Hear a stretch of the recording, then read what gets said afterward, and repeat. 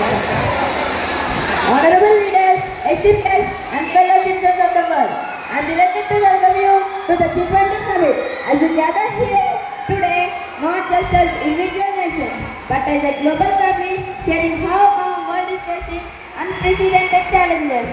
The COVID-19 pandemic has left deep scars and global economy is still recovering. But even in these difficult times, we see opportunities for growth, for innovation and for cooperation. India is being the host for today's G20 Summit. Today, let's discuss the economic recovery, climate change and international cooperation to shape a better world. Now, I would like to pass the microphone to my dear US President. Please share your thoughts on how we can work to build a more resilient and sustainable global economy. Good morning, dignitaries. As our host said, the world economy is at critical juncture. Inflation, supply chain disruptions, and economic disparities are pressing concerns. The United States proposes collaborative trade policies and increase investment in digital economies to drive global growth. Yes, Mr. US President, I do agree with you as the representative of China. I say trade is the backbone of global development. China supports strengthening supply chains, promoting fair trade and fostering innovation. However, economic restrictions and trade barriers must be reduced for true progress. Yes, what the president of China said is absolutely correct. We, the Japan, also believe technology and automation will play a crucial role in economic recovery. We must invest in AI, artificial intelligence, clean energy and digital transformation while ensuring workforce reskilling.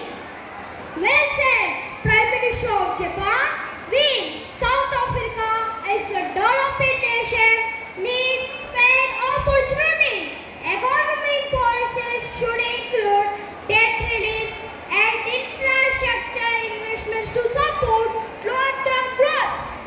Absolutely right. All the dignitaries over here came out with excellent points. Economic growth must be inclusive. India proposes increased digital cooperation and global funds to support small businesses in developing nations. Besides global economy and trade, I want to reiterate India's commitment to addressing the pressing issues of climate change and sustainability. As the world's third largest emitter of greenhouse gases, we recognize our responsibility to act. Give your opinion, the President of European Union. Climate change is a reality we can no longer ignore.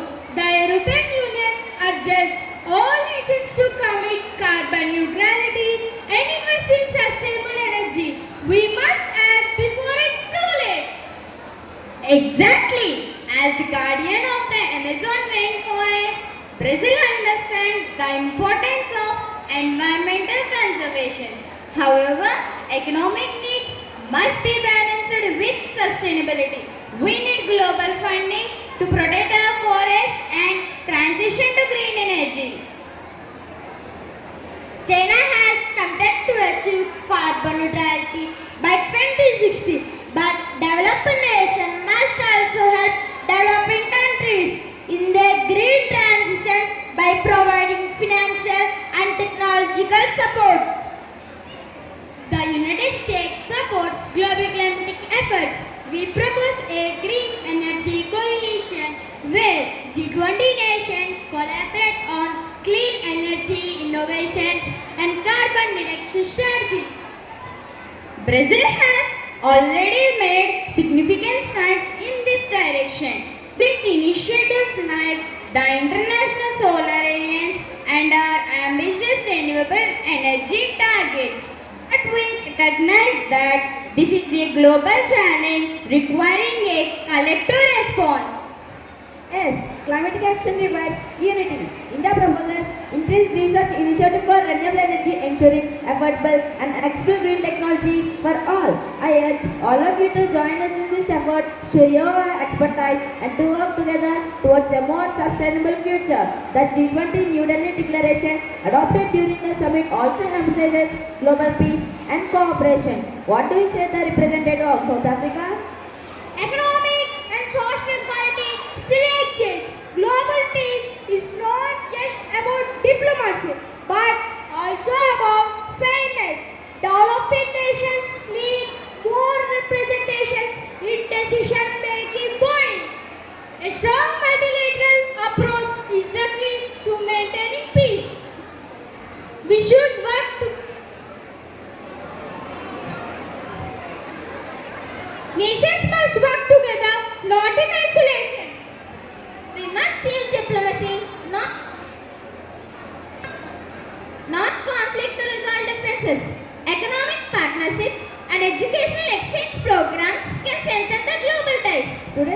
summit has shown that despite our differences, we share a common goal, a peaceful, prosperous, and a sustainable future. Let's turn our words into action. The world is watching, and together we can lead the way. Unity is our strength. As we conclude this G20 summit, we are reminded of the ancient Indian principle of Vasudhaiva Kutumbam, the world is one family. As we move forward, let us remain committed to the slogan that has inspired us throughout this summit: one earth, one future, one family. Let us work together to build a more sustainable, equitable, and just world for all. G20 is not about nations, it's about people. The